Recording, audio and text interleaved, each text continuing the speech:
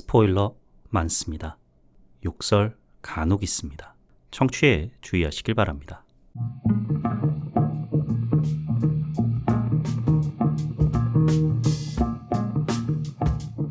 콘텐츠 대홍수 시대. 요즘 뭐 보시나요? 전 이거 봅니다. 요즘 뭐 봄, 난 이거 봄 51번째 에피소드 시작합니다. 안녕하세요. 요즘 뭐 봄, 난 이거 봄 요봄난봄 진행자 롤린스입니다.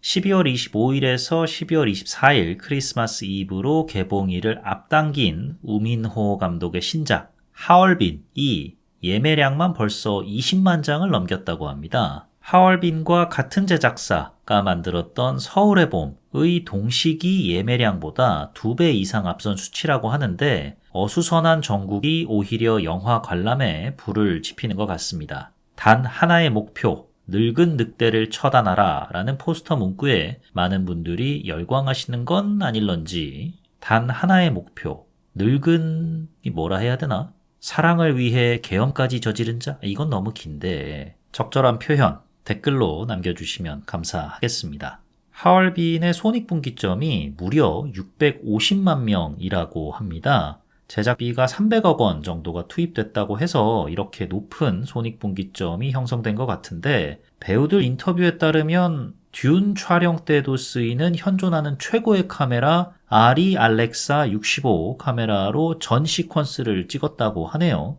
이러니까 제작비가 높아질 수밖에 없죠. 때깔이 끝내주는 만큼 꼭 극장에서 관람하라고 관계자 모두가 입을 모아 얘기하던데, 시사회 평은 그럼 어떠냐? 일단 세간의 기대와는 다른 방향으로 영화가 전개된다고 합니다. 안중근 의사는 우리 역사의 영웅이시니까 뭔가 영웅적인 면모를 뿜뿜하는 서세원 감독 필생의 역작 도마 안중근 같은 접근을 하지 않을까. 쌍권총까진 아니어도 뭔가 멋있는 빵빵 터지는 그런 액션 장면들이 화면을 수놓지 않을까 싶은데, 약간 최동원 감독의 암살 같은 느낌을 우리는 기대를 하는데, 보신 분들 말씀에 따르면 오히려 김지훈 감독의 밀정 같은 느낌이라고 합니다. 차갑디 차가운 그리고 쓸쓸하고 고독한 작품이라 느와르 느낌이 물씬 풍긴다고 하는데, 우민호 감독은 이미 남산의 부장들에서 그 솜씨를 보여줬죠. 과연 하얼빈은 어떨지. 한 가지 우려되는 지점이 있다면은, 저는 처음에 제목만 듣고 김훈 작가의 동명소설 하얼빈과 연관이 어느 정도 있는 작품인 줄 알았는데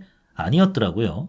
소설 하얼빈의 발간 연도만 봐도 2022년이니까 300억 원 들어간 대작을 이렇게 빠듯하게 작업할 리는 없으니 연관이 없다는 걸 눈치챘겠지만, 그래도 연관이 있나? 그렇다면은 영화 하얼빈 볼만하겠네. 왜? 원작을 토대로 제작된 우민호 감독 연출작은 볼만하니까. 내부자들, 남산의 부장들이 그렇듯이. 하지만 우민호 감독이 원작 없이 각본을 썼다? 그러면은 이거 파괴된 사나이 간첩 마야광 꼴 나기 쉽상인데, 하필 영화 하얼빈이 원작 없이 우민호 감독이 다른 각본가와 함께 집필한 작품이라서, 아하, 뭐 시사회 평 중에 악평은 없더라고요. 아, 이거 너무 별로다 뭐 이런 건 없던데 좋은 작품일 거라 기대해보겠습니다.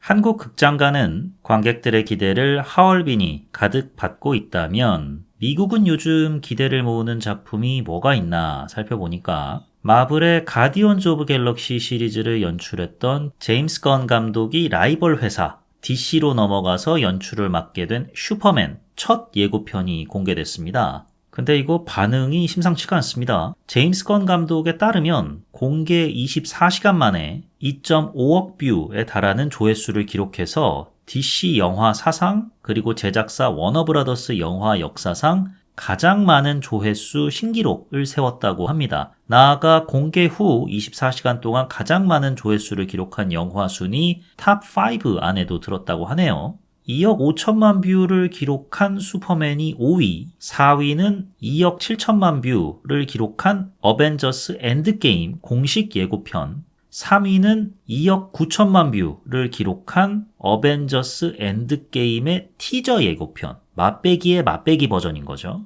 그리고 2위가 3억 5천만 뷰를 기록한 스파이더맨 노 웨이 홈, 대망의 1위는 데드풀 시리즈 3편 데드풀과 울버린 3억 6,500만 뷰입니다. 예고편 조회수를 대중이 그 영화에 갖는 기대감이라고 생각을 해본다면 순위가 대충 납득이 어느 정도 되네요. 엔드게임은 MCU의 대미를 장식한 작품이니까 그럴만하고 스파이더맨 노웨이 홈은 3스파가 드디어 총출동하는지 이런 기대감 때문에 또 그럴만하고요. 데드풀 3편 같은 경우는 데드풀 시리즈의 고정적인 인기에다가 휴잭맨이 울버린으로 복귀한다는 소식, 거기다가 엔드게임 이후로 죽쓰고 있던 MCU의 상황 등이 맞물려서 조회수 대폭발을 일으킨 것 같습니다. 슈퍼맨도 비슷하죠. 훌륭한 슈퍼히어로 영화를 뽑아왔던 제임스 건 감독이 캐릭터 이름값만 보면은 슈퍼 오브 슈퍼인 슈퍼맨 영화를 찍었다고 하니까 기대감이 쏠릴 수밖에 없죠.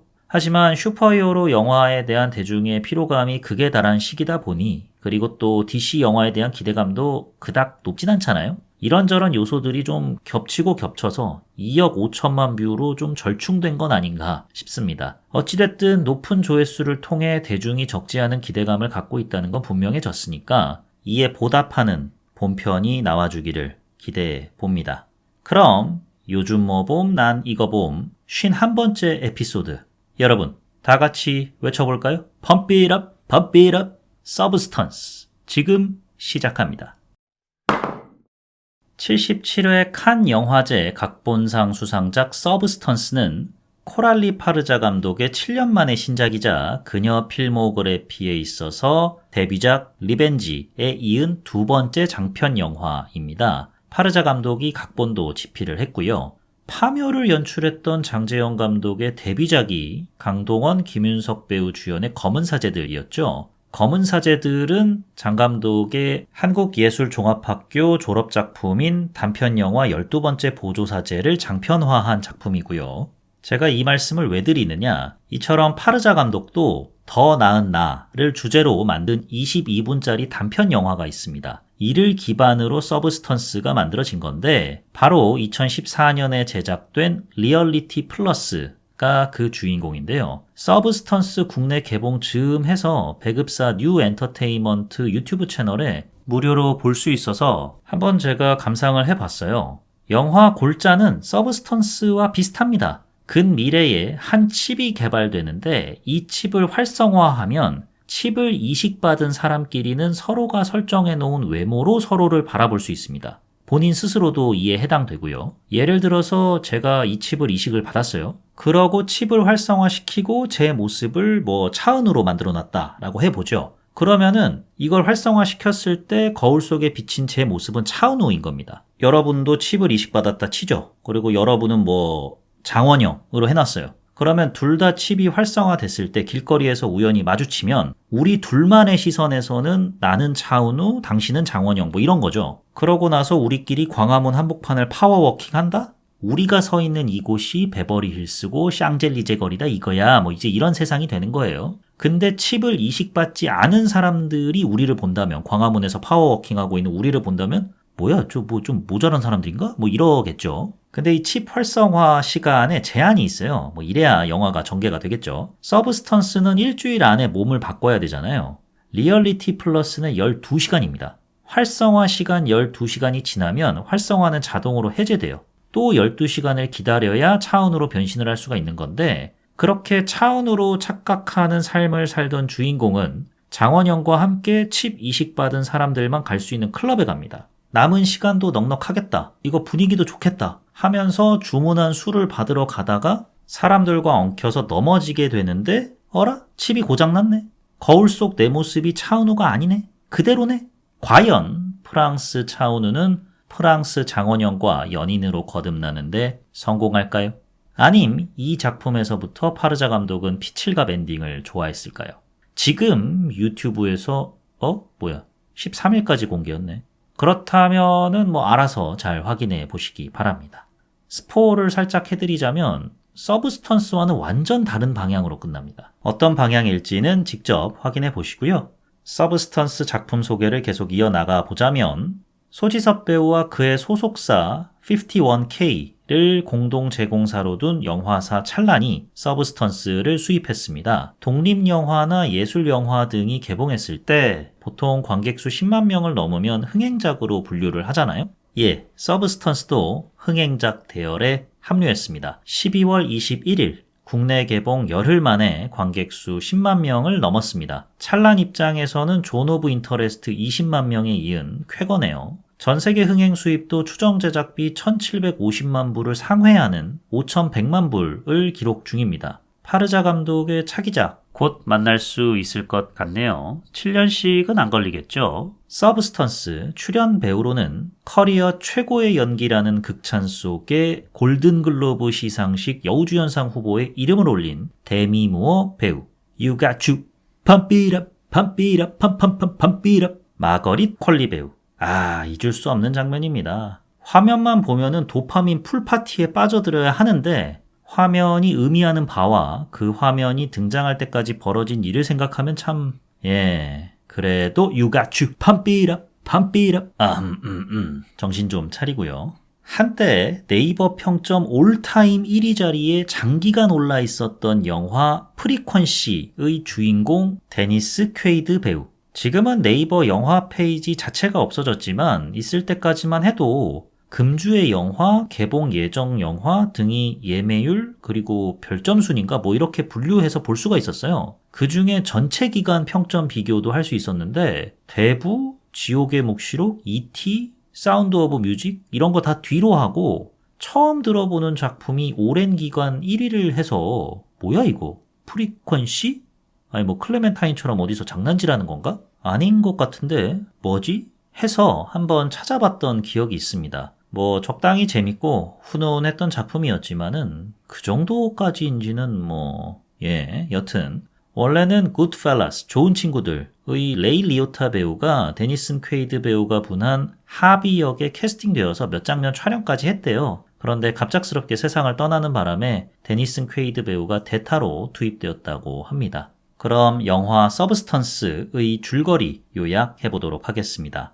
데미 무어 배우가 분한 엘리자베스는 아카데미상까지 수상하고 할리우드 명예의 거리에 자신의 이름판까지 새긴 셀럽 중 셀럽입니다. 명성으로 거둔 부로 LA 시내가 훤히 내려다보이는 통창 유리가 매력인 아파트에서 살고 있고요. 모든 걸 다 가졌고 누리고 있는 것 같은 그녀도 이길 수 없고 거스를 수 없는 것이 바로 속절없이 흐르는 세월입니다. 진행을 맡고 있는 피트니스 쇼라고 해야 되나? 에어로빅 쇼라고 해야 되나? 그냥 피트니스 쇼라고 하겠습니다. 이 피트니스 쇼를 오랜 기간 진행을 해왔는데 시청률도 그렇고 방송사 내부 반응도 그렇고 예전 같지가 않습니다. 어느 날 촬영을 마친 엘리자베스는 화장실로 향하는데 여자 화장실이 하필 수리 중이어가지고 급한 마음에 남자 화장실로 들어갑니다. 그때 방송사의 임원 데니스 퀘이드 배우가 맡은 하비가 화장실에 들어오면서 수화기 너머로 야, 저 아줌마 더는 못 봐주겠다. 우리가 씨바 자선단체냐?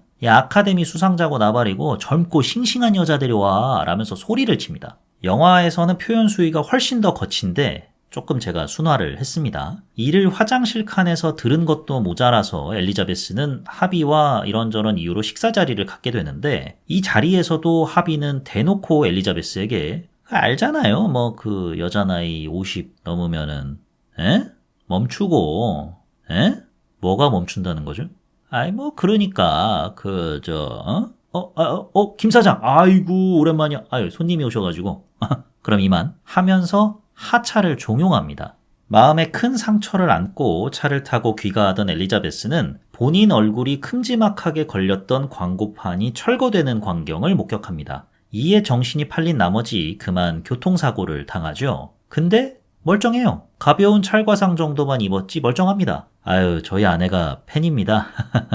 하면서 의사는 자리를 떠나지만 엘리자베스 입장에서는 참 멋같은 날인 만큼 울음을 터뜨리는데 의사 옆에 있던 미남 간호사가 추가 검진을 운운하면서 등을 막 만지작거려요. 그러더니 완벽하네요. 막 이래요. 뭐야 이 사람 하면서 병원을 엘리자베스는 떠나는데 코트 주머니에 서브스턴스라고 적힌 USB가 있어요. 이게 뭐야? 하는데 웬 평범한 인상의 중년 남자가 리지 맞지? 이럽니다. 바로 중학교 동창 프레드인데 프레드는 그녀를 진심으로 반기면서 야, 너는 학교 다닐 때도 예뻤는데 지금도 예쁘구나 라면서 마치 TV는 사랑을 싣고 해서 30년 만에 첫사랑을 만난 사람처럼 들떠 있습니다. 그렇게 프레드는 언제 식사라도 한번 하자 라면서 번호를 건네는데 그 번호를 건네는 종이가 좀 꾸질꾸질하고 더러워요. 아, 이 아저씨는 하필 줘도 그런 데다 줘가지고. 그래서 엘리자베스가 일단 받긴 받지만 뭔가 좀 깨림칙하죠. 그래서 프레드가 준 종이를 가방 깊숙이 넣어놓고 그냥 집으로 돌아옵니다. 집에 와서 서브스턴스 USB에 담긴 영상을 보는데 저희가 만든 약물을 달걀에 주입해보니 보십시오.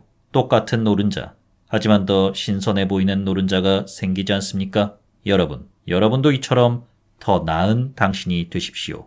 뭐 이런 내용이에요. 이를 본 엘리자베스의 첫 반응, 당연히 이번 개소리야 하면서 USB를 쓰레기통에 쳐박습니다. 그렇게 며칠이 지나고 결국 오랜 기간 진행해왔던 쇼에서 하차를 당하는데 뭐 별다른 예우도 없어요. 뭐 회식 이런 것도 없고 그동안 수고하셨습니다 적힌 꽃다발 하나 받고 땡이에요 그냥. 이렇게 내 인생은 끝나는 건가? 라는 충격에 휩싸인 엘리자베스는 쓰레기통에서 서브스턴스 USB를 다시 꺼내가지고 거기에 적혀있는 번호로 연락을 합니다. 그렇게 서브스턴스 사무실로 향하게 되는데 되게 으슥한 데 있어요. 문 열리는 것도 시원치 않고 이거 맞아? 싶은데 웬 택배 상자 수납함들이 가득한 곳에 본인에게 주어진 숫자 503이 적혀있는 우편함을 발견하게 됩니다. 그 안에 들어있는 내용물을 집에 가져왔는데 구성품이 꽤 많아요. 일단은 액티베이터라 쓰여있는 활성제, 주사기, 그리고 일주일치 영양제 등등입니다. 마지막으로 주의사항 몇 가지가 적혀있는데 가장 눈길을 끄는 문구는 바로 기억하라,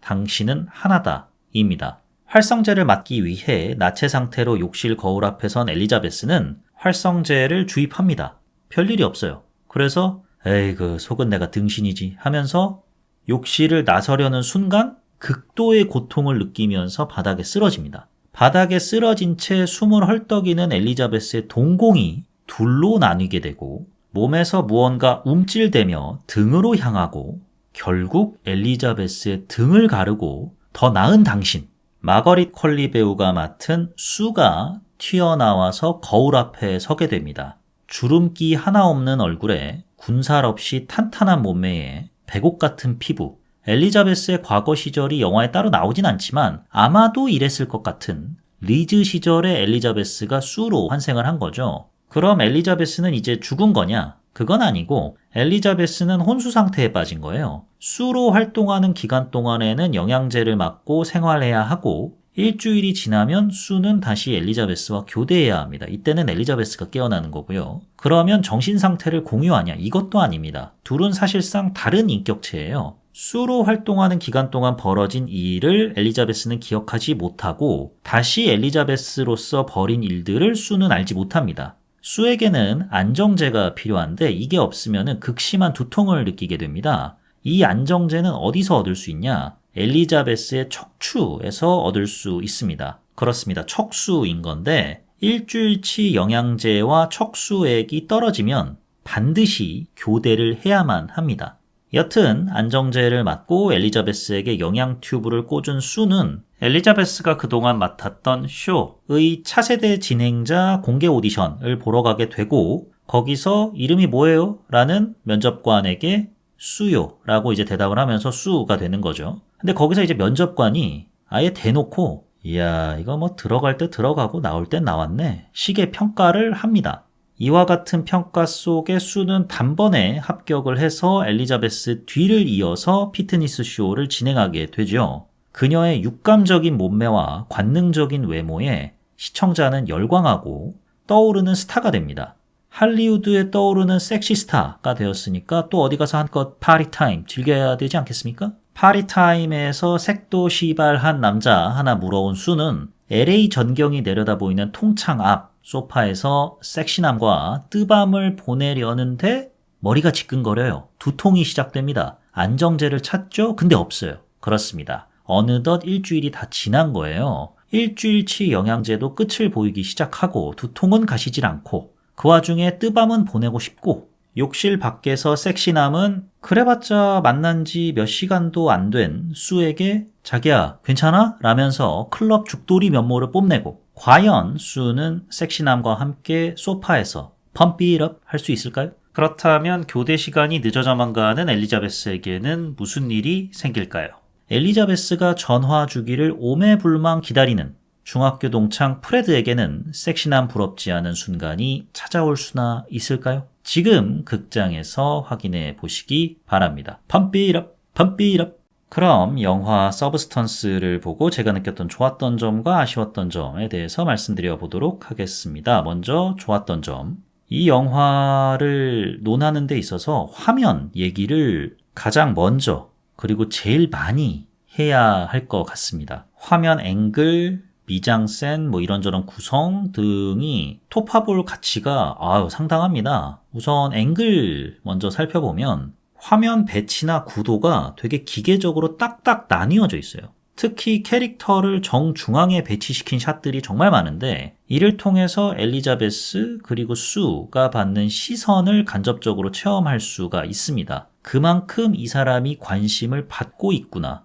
혹은 관심에서 멀어졌구나. 아니면은 사람들은 딱히 남들에게 관심이 없는데도 엘리자베스와 수는 관심을 갈구하고 있구나. 와 같은 생각을 관객들에게 들게 만들죠. 그리고 카메라 무빙을 좀 살펴보면 히든 페이스 에피소드에서 김대우 감독은 정사 장면에서 중요 부위를 카메라로 훑거나 그러지 않는다. 소모적으로 남용하지 않아서 좋았다라고 말씀을 드렸는데 이 작품은 정반대입니다. 그냥 대놓고 훑어요. 수가 태어났을 때 수의 몸, 영화에 나오는 표현처럼 있을 만한 게 다 있는지 확인하는 듯한 카메라 워킹을 시전하거든요. 근데 사실 여기까지는 좀 공감이 됩니다. 말도 안 되는 일이지만 만약에 내가 젊어진다면, 리즈 시절로 돌아갔다면 저라도 이목구비가 제대로 있는지, 있을 거 다 있는지 확인할 것 같거든요.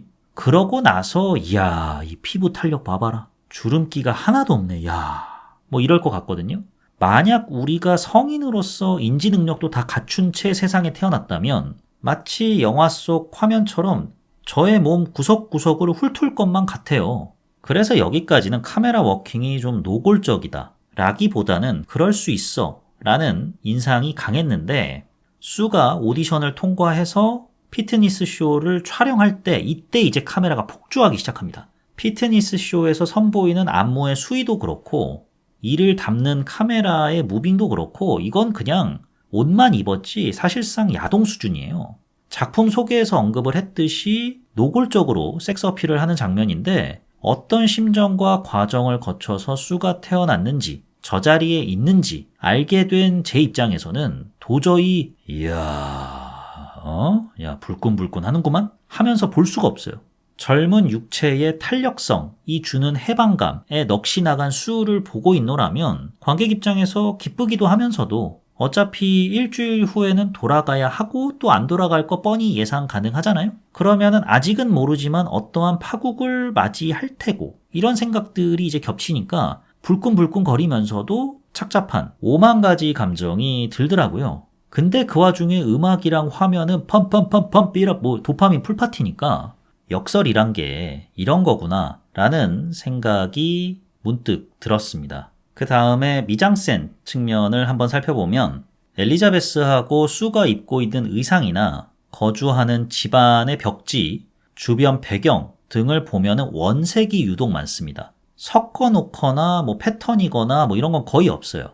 그들의 현실을 유추해 볼 수 있고 또 괴이한 분위기를 자아내는 장치로 작용을 하는데요. 처음 엘리자베스가 입고 나온 파란색 운동복은 그냥 아무것도 모르는 제가 봤을 때는 대중의 관심이 차갑게 식었다를 나타낸 것처럼 보이더라고요. 그녀를 감싸는 방송국이나 화장실마저 다 짙은 빨간색이잖아요.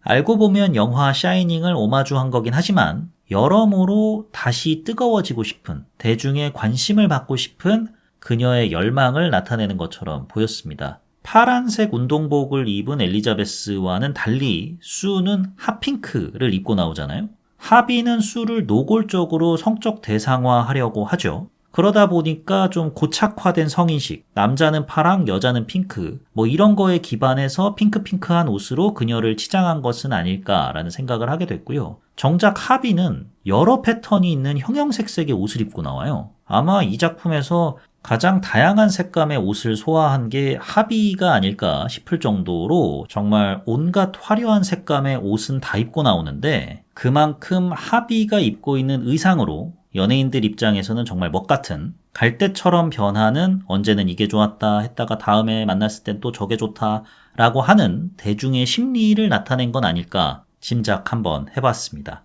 또 서브스턴스 사무실이랑 서브스턴스 용품을 소비하는 욕실은 새하얗죠. 뭔가 실험실 같은 분위기를 물씬 자아내죠. 엘리자베스의 집도 시내 전경이 내려다 보이는 통창 유리가 되게 매력이다 라고 말씀을 드렸잖아요. 처음 딱 봤을 때는 탁 트여 있으니까 해방감을 줍니다. 하지만은 이내 집에 칩거할 수밖에 없는 엘리자베스 입장에서는 집은 곧 감옥이나 다름없는 공간이 되어버렸죠. 탁 트인 유리창 너머 보이는 시내는 천장 위에 매달아 놓은 굴비 마냥 가고 싶어도 갈 수 없는 곳이 되어버렸고요. 이런 대비를 또 잘 드러내는 장치로 통창이 활용이 됐습니다. 이처럼 미장센을 토파보는 재미가 있기 때문에 다회차 관람을 하게 된다면은 곱씹어보는 맛이 있을 것 같습니다. 또 과거 유명 고전 작품 등을 많이 오마주를 해서요. 영화 광이시라면 영화 퀴즈 마냥 맞추는 재미도 있으실 것 같습니다. 언급을 했듯이 방송국 내의 붉은 복도와 화장실은 샤이닝, 잊을만 하면 보여주는 야자수에서는 머롤랜드 드라이브, 혼수 상태에 빠진 엘리자베스의 모습은 사이코에서 여주인공이 습격당했을 때와 유사하고 결말부 피투성이가 된 관객들은 캐리의 그것과 같고 기타 등등 원리를 찾아라 같은 재미가 있을 것 같습니다. 그 다음에 좋았던 점은 이 영화는 투영이라는 관념을 통해 관객을 신랄하게 비판합니다. 이게 참 좋았는데요. 영화 속에서 유독 거울에 비친 TV 속 화보에 담긴 나의 모습이 정말 많이 나옵니다. 엘리자베스와 수의 모습이. 무언가에 투영된 엘리자베스와 수를 보여주면서 아, 야속한 세월이여 하면서 좌절하는 혹은 만족하는 모습을 보여주는데 왜 좌절하고 만족하겠습니까? 대중의 니즈를 충족시켰거나 혹은 충족시키지 못했기 때문에 그런 거죠. 프레드와 식사 약속 잡은 뒤 간만에 외출에 설렌 엘리자베스가 이런저런 옷 입고 거울 앞에 서잖아요. 그때 표정은 그래 나 아직 안 죽었어 이거거든요. 그 표정을 떠오르게 만드는 사람, 대상은 프레드죠. 사실 프레드 한 명만 만족시킨다면 그것도 대성공 아닙니까? 지금 나의 모습을 누구보다 반겨주고 예뻐하고 아껴주는 사람을 한 명만 만나도 성공한 인생이잖아요. 근데 곧 수의 화보를 보고 늙어버린 자신을 엘리자베스는 원망하기 시작하죠. 자기 혐오가 더욱더 짙어지게 되고 결국 모두를 배척하기 시작하지 않습니까? 누가 엘리자베스라는 셀럽 오브 셀럽을 이렇게 만들었는가? 결국 하비가 민감해하는 시청률을 결정짓는 대중의 일원인 관객인 나를 까는 거죠. 그러니까 결말 가서 참교육하겠다고 국회에 똥 뿌린 김두한처럼 관객들을 향해 그간 대중으로 인해 명멸했던 숱한 셀럽들의 피를 끼얹는 거 아니겠습니까? 개미친 영화 하는데 결국 미친 건 관객인 나다를 자각하게 만드는 장치였던 것 같습니다.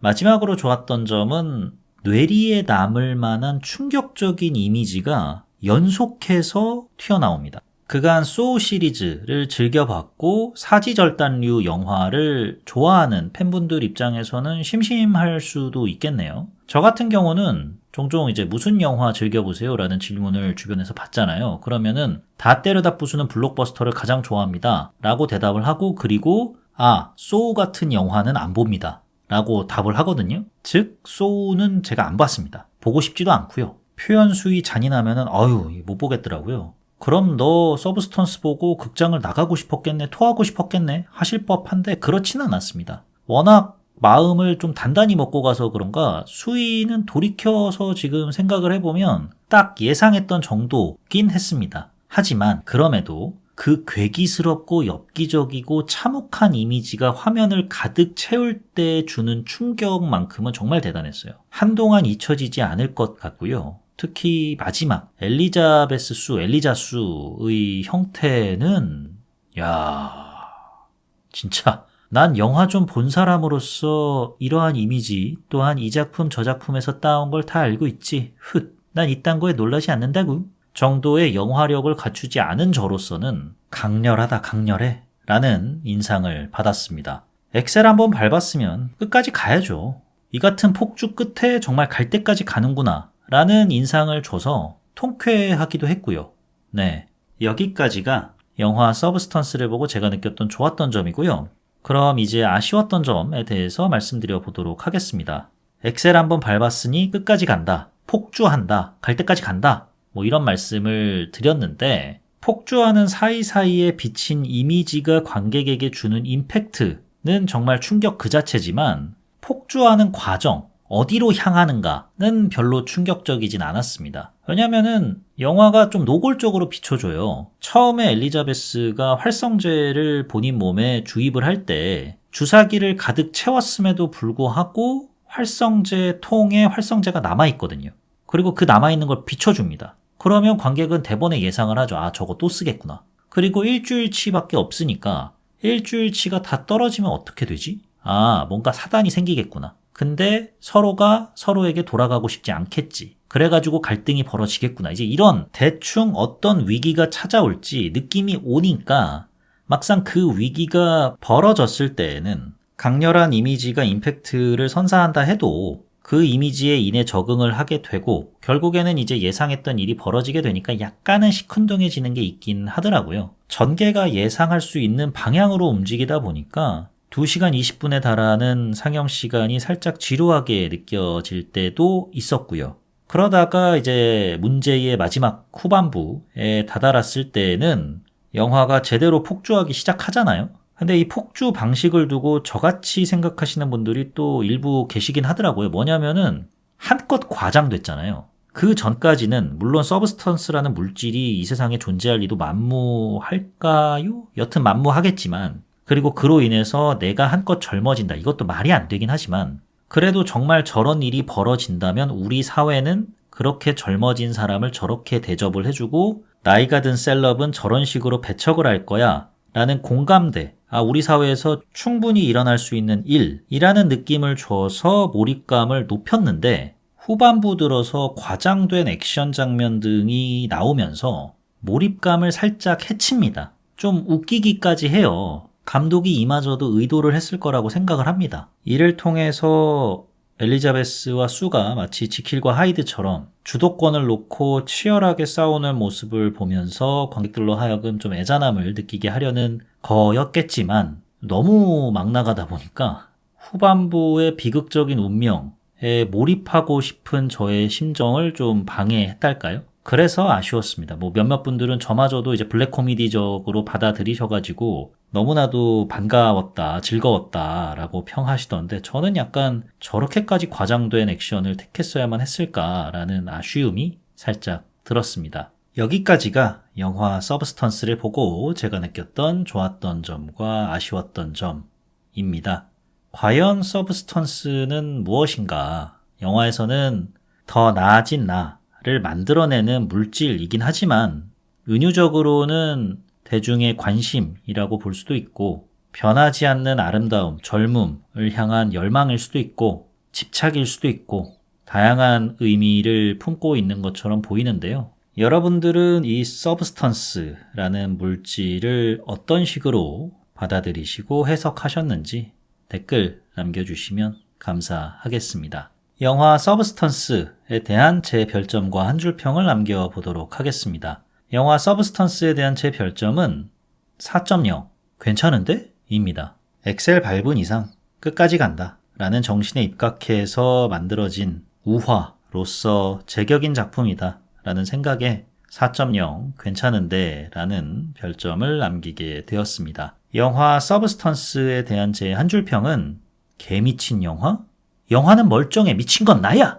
입니다. 코미디언 박영진 씨 아시죠? 소는 누가 키울 거야 소는 했던 분인데 이분이 평소 연예계에서 합리적인 소비생활 aka 짠돌이로 유명하신 분입니다. 그래서 예전부터 좀 합리적인 소비생활을 장려하는 프로그램에 연예인 패널로 자주 출연을 하셨는데 라디오스타에도 이제 이런 캐릭터의 일환으로 나오셔가지고 시청자들의 사연을 듣고 살지 말지를 결정해주는 시간을 가졌었어요. 그때 박영진 씨가 정말 명언을 날렸는데, 왜 우리가 아울렛 같은 데 가면은 할인율이 적혀 있잖아요. 50%, 60%? 이거는 할인율이 아니다.